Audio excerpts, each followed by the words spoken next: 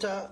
Gamadlayise John Hlophe, you voted in the ANC in support for him to be part of the Judicial Services Commission, yet you're the very same party in the last parliament that voted for his impeachment. Double standards?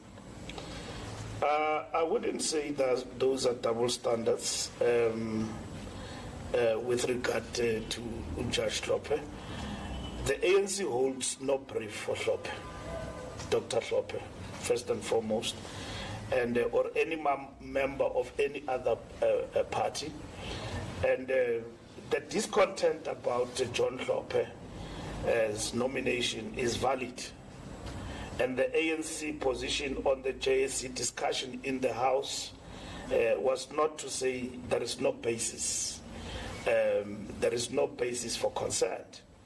If we were to vote, we will vote for him to go out, but there was no vote and there was no division. What our chief whip said in word was to say that the rules in terms of eligibility of a member to stand are moot when it comes to an individual who's impeached. And that is why we talk about Section 47. That must then be looked at in terms of addressing that question, because where the rules are now are simply addressing the insolvency of an individual. But it doesn't say that if you are somewhere, you have exercised this particular part, you have played this part, and therefore you cannot be part on this other side. So it is on the shoulders of the parliamentarians themselves and the GNU partners to rectify this thing, and not to stand out and not do something about it. It will be an indictment if this were to be allowed. A man or a woman who was a judge and impeached and found to be on the wrong, he must now sit in a panel and judge others and question them. It is morally bankrupt and incorrect. Must be corrected by the same parliament. So our chief whip, in word, like I said, raised the issue that when it comes to impeachment, it is moot. He did not say that we agree that Hlophe must be in the bench. That will be incorrect because we discussed that with them in Parliament. I had a discussion with them, and then I said that for us it's very clear that we were part of the parties that impeached Hlophe. We can never then be the first ones who agree that it is right for him to serve. So then what do you then do now? Because Hlophe will not be in Parliament as an MP if we did not impeach him. He will simply be there in the bench, and that is why when he speaks himself, he says, I no longer want that title. I'm a doctor, I'm qualified. Whatever doctor he is a doctor, and that is it, he's an MP.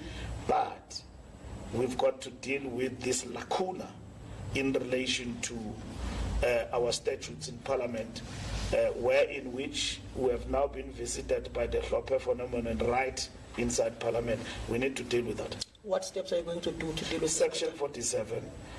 Members of Parliament, including our caucus, must then consider this matter and put it on the table and then address it. When are you going to put it on the table?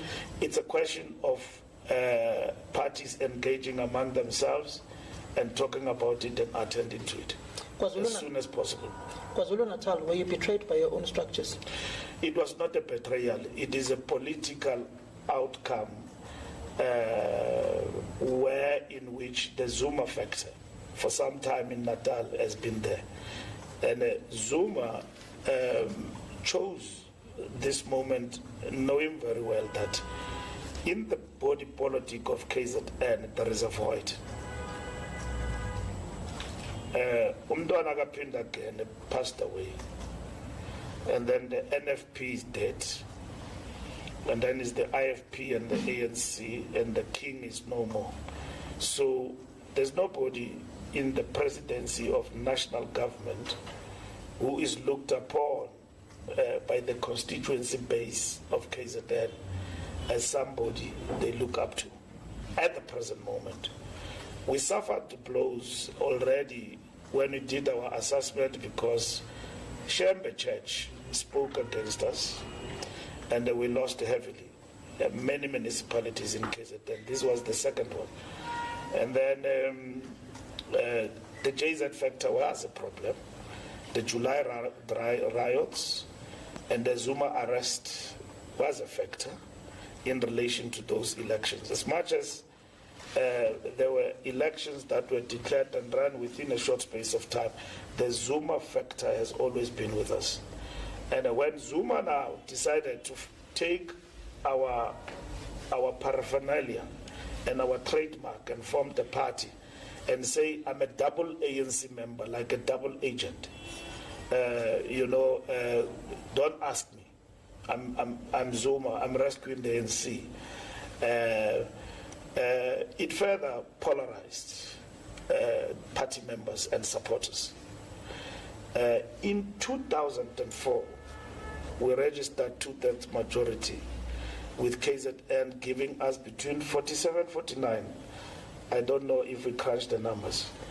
And then we got 1 million people who voted for us when Thabo Mbeki got 2/3 majority as our president. It was 1.4 million votes. Exactly. And then we increased when Jacob Zuma came in 2009 to 2.3 million votes. 2.3 million votes voted for us, and we got 65%. When in other provinces we dropped, KZN cushioned us. JZ became the president for the first time. An election following that, we got 62%.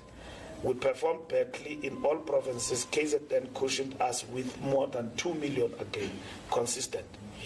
And now with the void that is there in KZN and all the factors I've related to you, it's not a shock. You don't have to blame it on other people. JZ, Umkhonto weSizwe Party, got support even where he did not campaign. And majority of the numbers, 2 million, came from KZN. He took some in Gauteng, in the hostels, Soweto and Alexander.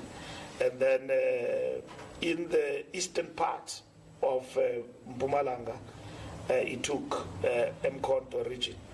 He became, I think, the opposition party in Mpumalanga. So that tells you a story about Jacob Zuma factor. And that is why we knew from the onset that it spells a disaster for the movement. So we never looked at the IFP in KZN as a threat. We knew that the possibility that will drop is there. And then because JZ came late, we knew that he will get the numbers. There was no doubt about it, but not to the level of 2 million numbers that he got. But nonetheless, it's not a shock because those numbers were with us when JZ was on our side. Thank you very much, the Secretary General of the ANC. Last question in 1 second. Did you ever think of walking away from the GNU negotiations when it got hot in the kitchen? No, we hold a strategic initiative. You can't move away from that. We didn't negotiate with the cap in the hand.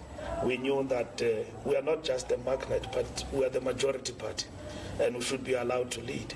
If they don't want the arrangement of the GNU or multi-party engagement, then they can walk away, and then we can go back to the bush.